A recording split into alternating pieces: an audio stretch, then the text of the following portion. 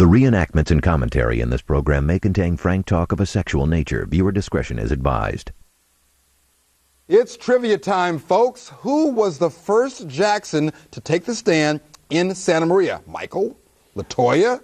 Jesse? Nope. But if you guessed Simone, Michael Jackson's 16-year-old cousin, you deserve to win an autographed photograph of Bubbles the Chimp. Hello, I'm James Curtis, and welcome to E's coverage of the Michael Jackson trial. Michael Jackson appeared to be just a bit impatient, you like that, Howard, as he went through the security check at the Santa Maria courthouse. Now, before we hear from the pop star's young cousin, we have testimony from a man named Angel Vivanco. He is, as you will recall from yesterday, a former chef's assistant at Neverland. Under questioning by defense attorney Robert Sanger, the witness recalls taking a rather unusual order from the accuser and his brother. Here's what the jurors heard according to the courtroom transcripts.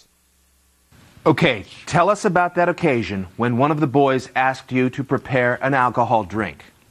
He was at the bar in the kitchen. Do you remember which one it was, Star or Gavin? It was Star. All right. And what did Star say to you?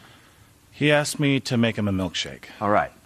And I made it for him, and he pointed at the cabinets full of liquor, and he pointed out one of the bottles and asked me to pour some in the milkshake. Okay, what was in the bottle?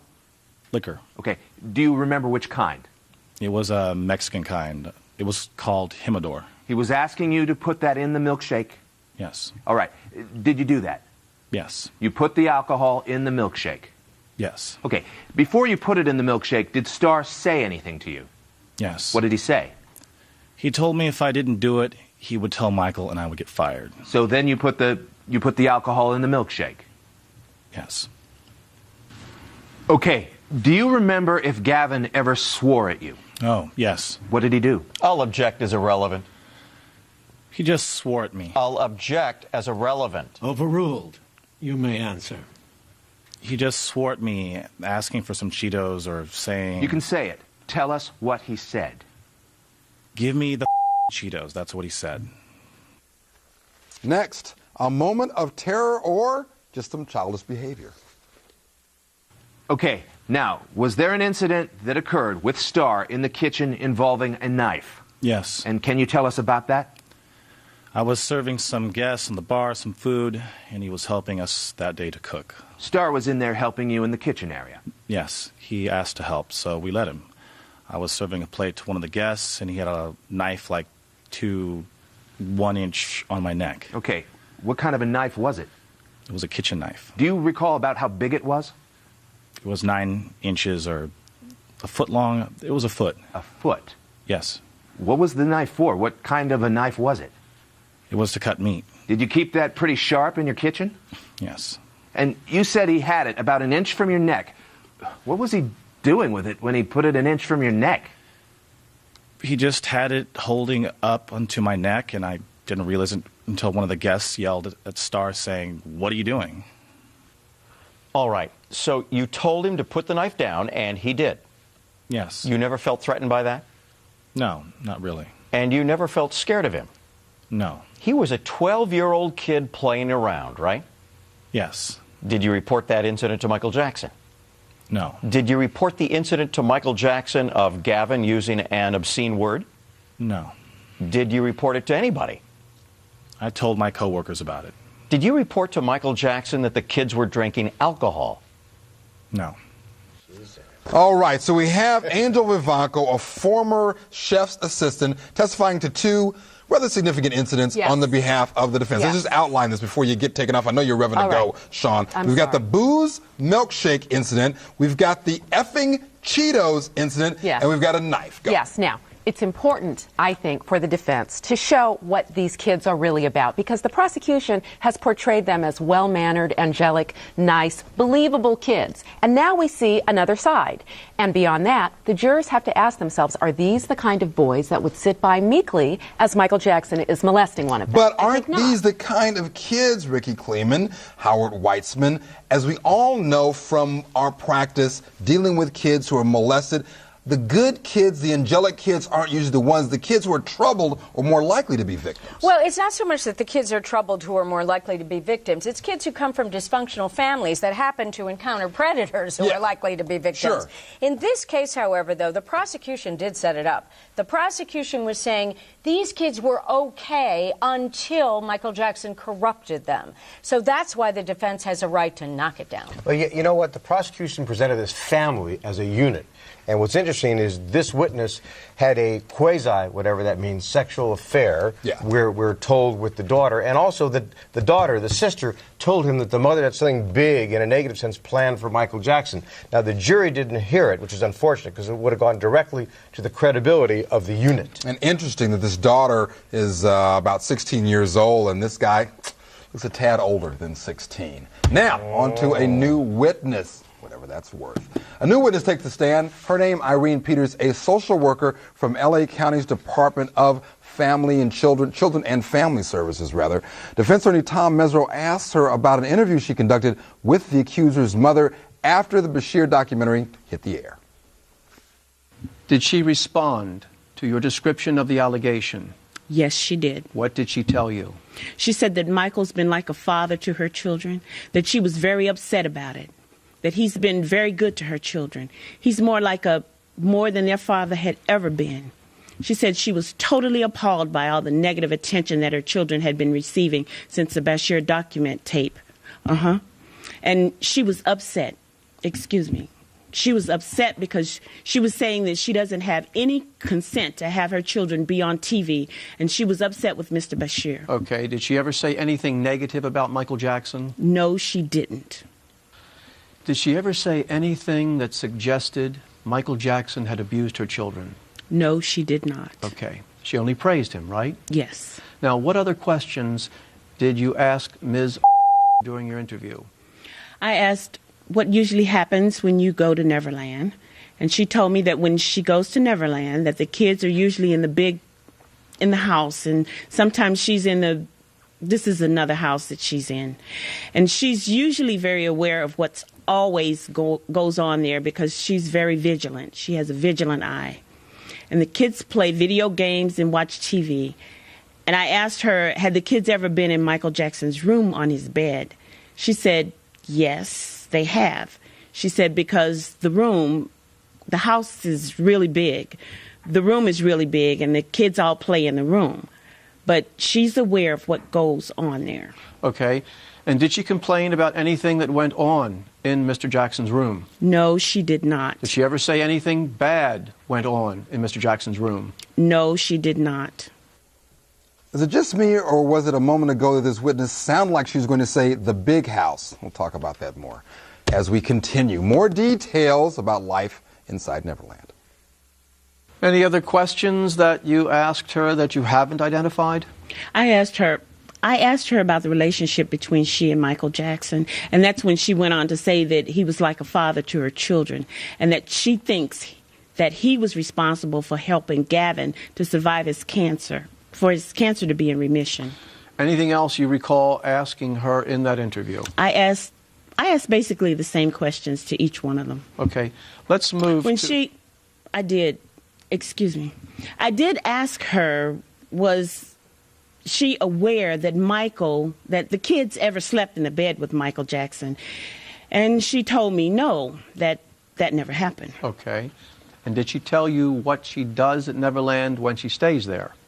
She says watch movies and be in the park, and sometimes she's in the house. And she's usually walking up all night long. She says kind of busy. Did any member of the family say they were being falsely imprisoned at Neverland? No, they did not. Did they say anything about their even wanting to go back to Neverland, if you know? You know what? She did ask me. She wanted to know if I could have the interview at Neverland, the interview we were having, because she had requested that prior to me actually talking to her. She wanted you to travel with the family to Neverland for the interview? She did suggest that. Okay, and what was your reaction to that? No. I need to see where they were living. Timing, James. Timing, Howard. You always talk about the timeline. Yeah. This interview took place after the Bashir documentary, after the rebuttal, after the false imprisonment, after the molestation. No. Almost, you were so good up until that point. In fact, it's Yes. exactly what the prosecution says as to what their timeline is that he was not molested yet. And that when he talks to this social worker, that in fact he was still in a state of innocence. Exactly. And it's after this, so he wasn't lying to the social worker. That's what they say. You have to listen to the testimony. And with regard to the false imprisonment claim, though, if you believe this witness, then the false imprisonment claim is a big lie. That's true. That's true. That's true. That's true if you believe this witness, but let's not forget, while this interview was being conducted, two really big men, apparently bodyguards belonging to Jackson, along with some other folks, were in the residence, even though it was not at Michael Jackson's estate when we return. Where's Tito? Where's Janet? And how about LaToya? Well, we don't really know, but another Jackson family member did testify in Santa Maria. Find out who it is when we return. Stay with us.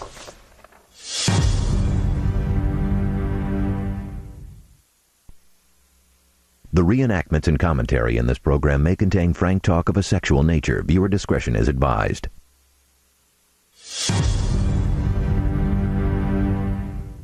Welcome back. Los Angeles County social worker Irene Peters interviewed the accuser's family weeks after the Bashir documentary. Under questioning by defense attorney Tom Mesro, the witness recalls what the accuser, Gavin, told her about the King of Pop. Here's what the jurors heard according to the courtroom transcripts. How long do you think your interview with Gavin lasted? About 30 minutes. Are there typical questions that you would ask a 13-year-old in your work? Yes. I did ask him, had he ever been touched sexually, inappropriately at any time? He says, and he became a little upset. He says, everybody thinks that Michael Jackson sexually abused me. He's never touched me. And he was very upset about it. Okay. Did he ever complain about anything Michael Jackson had ever done? No, he did not. Okay. Did he continually praise Michael Jackson to you? Yes, he did. Did he ever complain about anything that was going on at Neverland? No, he did not. Okay. And what was his demeanor as you were interviewing him? Kind of playful, appeared to enjoy the attention. Very articulate, very smart kid. Okay.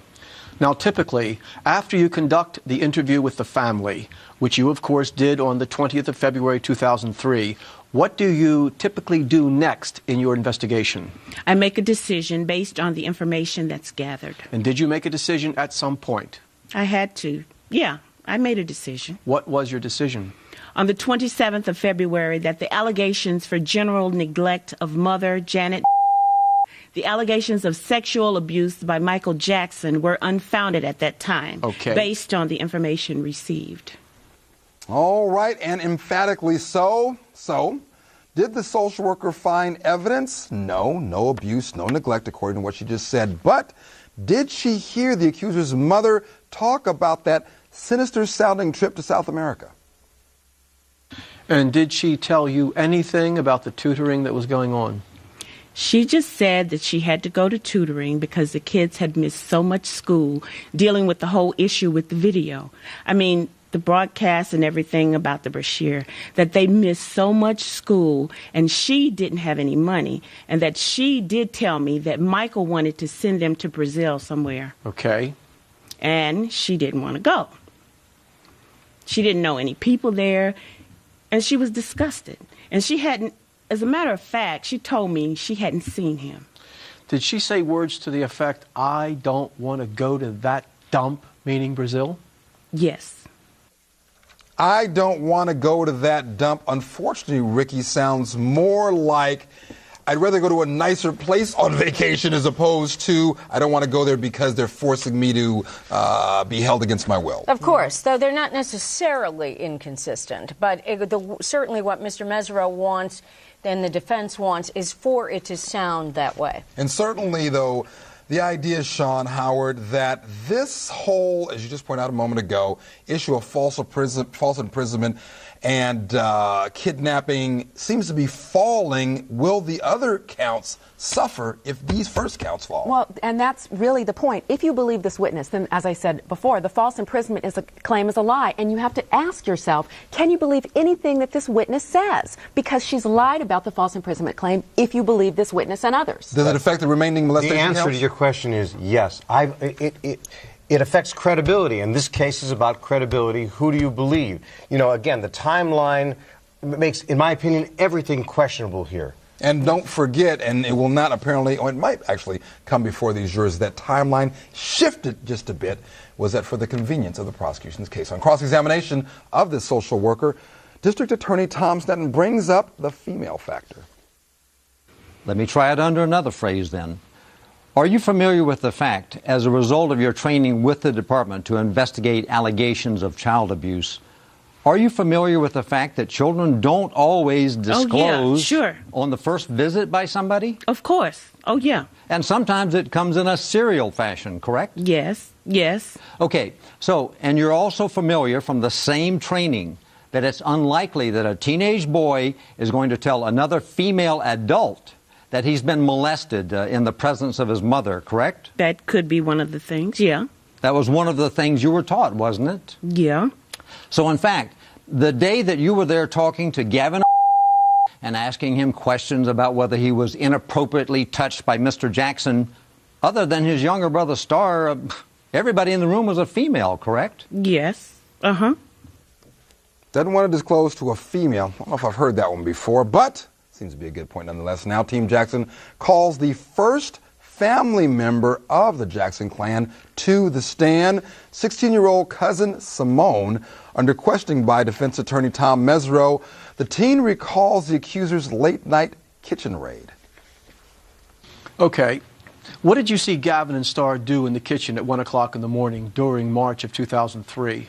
I saw them take wine. And when you say you saw them take wine, did you see one of them take it or both? Both of them. They each had a bottle. And were they in the kitchen with the bottles? Yes. Did you see them actually take the bottle from some location? No, I didn't. Okay. Did you walk into the kitchen and see them with these two bottles? They didn't. They didn't see me. I was sitting to the side. They didn't see me when they came in. And you saw Gavin and Starr come into the main house? Yes. Did you see them go into the kitchen area? Yes. And did you actually watch them grab these two bottles of wine? Yes. What did you see them do? How did they grab the wine? They just grabbed it and they both got well, Starr got a wine bottle, a wine glass, and Gavin just took the bottle. Okay. And what else did you see them do? They left. Okay. Did you know which direction they went when they left? They went through the back door. Okay. And when was the last time you saw them that evening? I didn't see them after that. The first of the Jackson clan, but I don't want to talk about her just yet. Let's get back to that final bit of questioning of this social worker. I think that the prosecution scored some points there with respect to these young boys, if molested, don't want to disclose. Of course they don't want to disclose. We have expert testimony that they don't want to disclose, and I think it's common sense that young boys do not want to disclose an act of molestation by a man. And so I think that that testimony rings true. Also, we have the issue of whether we believe this witness's testimony. All she is a reporter. She reports what the mom said. She reports what the children said. So we're still back to whether we believe the family. And furthermore, wait, but you got to deal with this issue, don't you, Sean? I'm going to. Furthermore, on cross-examination, we didn't hear this part, no follow-up to verify any of the statements that the parents or the kids say. But this witness also goes one step further by saying that Gavin went out of his way to say, I get mad that people keep accusing Michael Jackson of molesting me. I get angry about that. But I mean, he goes isn't further. that in itself consistent with a child having been molested? The anger that comes out when they're confronted with it when they don't want to disclose. No. This witness does something so important. She reports a conversation post-Bashir, post-rebuttal, post-false imprisonment. Pre-molestation. No, that's your version. Well, that's the molestation line changes. And last and not least, hold that thought. Gotta go. You can you don't have to go. Pre-lawyer. I do have to go. So I have to go. When we return, we'll give Howard a calm down pill. And we move on to the booze raid, the mysterious trip to Brazil, as Simone Jackson continues to testify. Stay with us.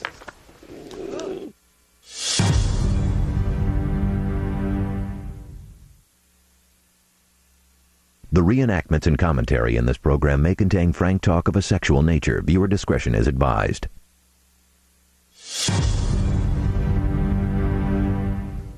Welcome back.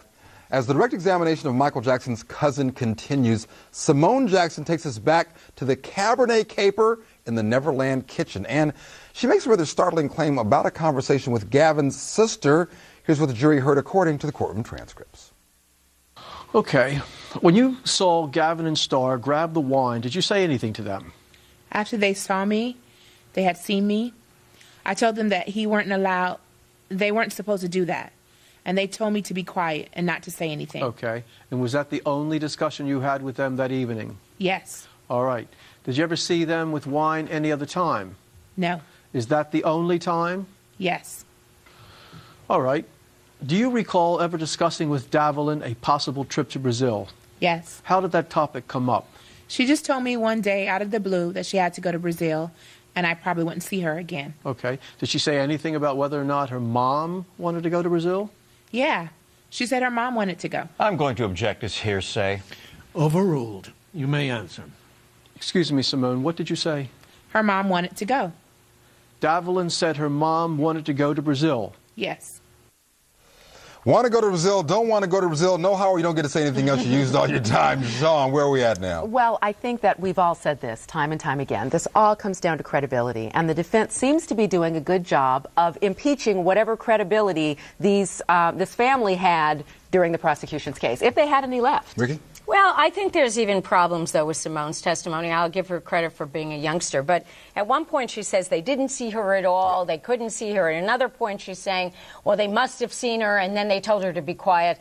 So every witness who comes up here who is trying to show us one side of this family or one side of Michael Jackson seems to somewhere along the line have a problem. Is this train still on tracks, Howard? Yes or no? That's what reasonable doubt is all about. See, I knew we couldn't do it. That's it for today. But we continue our Santa Maria Celebrity Watch. Larry King, Jay Leno, Chris Tucker. Join us tomorrow evening, 7:30 p.m. for our exclusive coverage of the Michael Jackson trial right here